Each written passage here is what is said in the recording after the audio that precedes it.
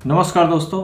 उत्तर प्रदेश का defence industrial corridor अपने आप में बहुत खास है और अभी चर्चा में इसलिए भी है क्योंकि यहाँ पे 25,000 करोड़ रुपए का इन्वेस्टमेंट आ रहा है जिससे 20,000 नए जॉब क्रिएट होंगे। दोस्तों, ये इंडस्ट्रियल कॉरिडोर जो है डिफेंस का, ये 6 शहरों में फैला हुआ है। दोस्तों, कॉरिडोर बनाने का एक अपना रीजन होता है। आपने ये शब्द कई बार सुना होगा, इंडस्ट्रियल कॉरिडोर तैयार किए जाते हैं। लेकिन अगर डिफेंस के मामले में एक कोई कॉरिडोर तैयार हो रहा है तो उसका पर्पस बहुत खास होता है और बहुत ही साफ होता है।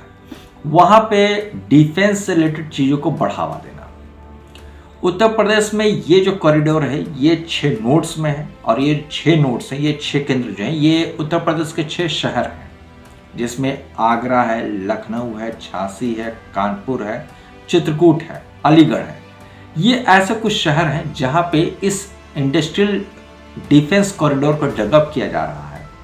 और अभी हाल फिलहाल में जो 25,000 करोड़ का इन्वेस्टमेंट आया है डिफेंस के सेक्टर में, वो भी यहीं पे ही आ रहा है, इसी जगह पे आ रहा है। दोस्तों, इसके साथ साथ अगर देखा जाए तो बड़ी बड़ी कंपनियां जो हैं वो भी इस कॉरिडोर का, इस डिफेंस कॉरिडोर का हिस्सा बनने जा रही हैं, जिसमें से अडानी एंटरप्राइजेस का जो एरोस्पेस की जो कंपनी है वो भी आ रही है। साथ में उनका एम्यूनेशन जो है मैन्युफैक्चरिंग प्लांट वो भी इसी जोन में आ रहा है।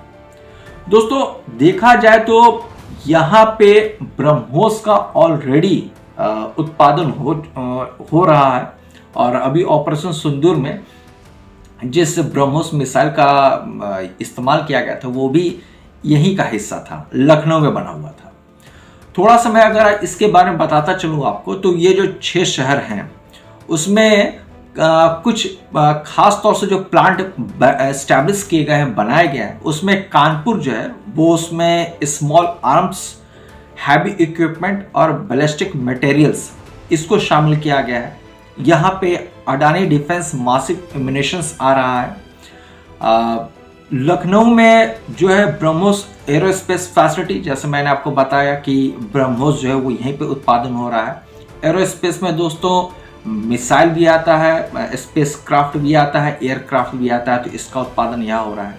अलीगढ़ की अगर मैं बात करूँ तो इलेक्ट्रॉनिक वारफेयर, जैसे इलेक्ट्रॉनिक वारफेयर में आपके रडार सिस्टम वगैरह हो गए, ये यहाँ पे डेवलप किया जा रहा है।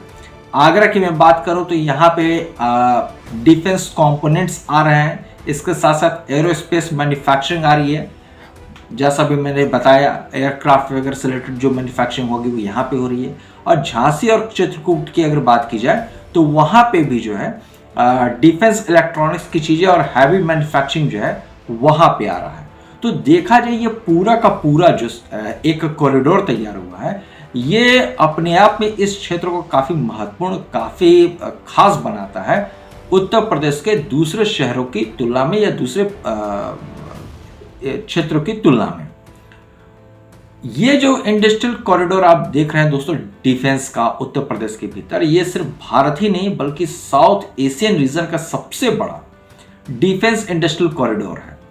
और दोस्तों, आप इसी से अंदाजा लगा सकते हैं कि आज उत्तर प्रदेश की क्या वैल्यू है कि इस कॉरिडोर के अलावे भी अमेठी में असॉल्ट राइफल तैयार किए जा रहे हैं, AK-203 वहां पे बन रहा है। तो अमेठी में अलग काम चल रहा है और यहाँ पे इस पूरे इंडस्ट्रियल कॉरिडोर में, डिफेंस इंडस्ट्रियल कॉरिडोर में अलग काम चल रहा है।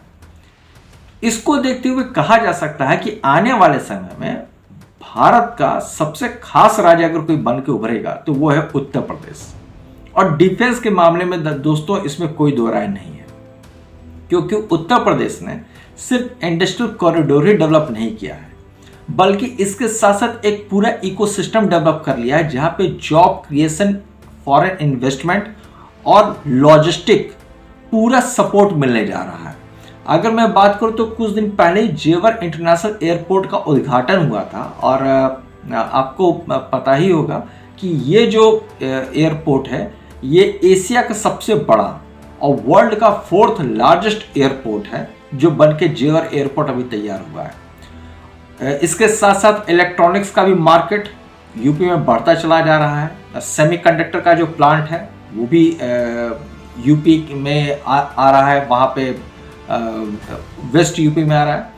तो कहने का मतलब ये पूरा का पूरा जो है स्ट्रक्चर यूपी का बदलने जा रहा है और डिफेंस के सेक्टर में इतना बड़ा इन्वेस्टमेंट आना स्पेशली यूपी के भीतर दोस्तों अपने आप में बहुत बड़ी बात है। और बाकी एक्सप्रेसवे वगैरह की तो आप देख ही सकते हैं, पूरे भारत में सबसे ज़्यादा बड़ा नेटवर्क एक्सप्रेसवे का यूपी में ही है।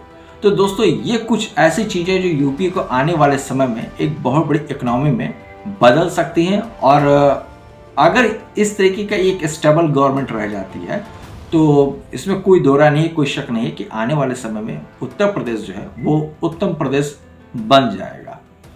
आपकी इस पे क्या है जरूर बताइएगा। मिलते हैं किसी नए टॉपिक पे चर्चा करने के लिए, तब तक के लिए जय हिंद, वंदे मातरम दोस्तों।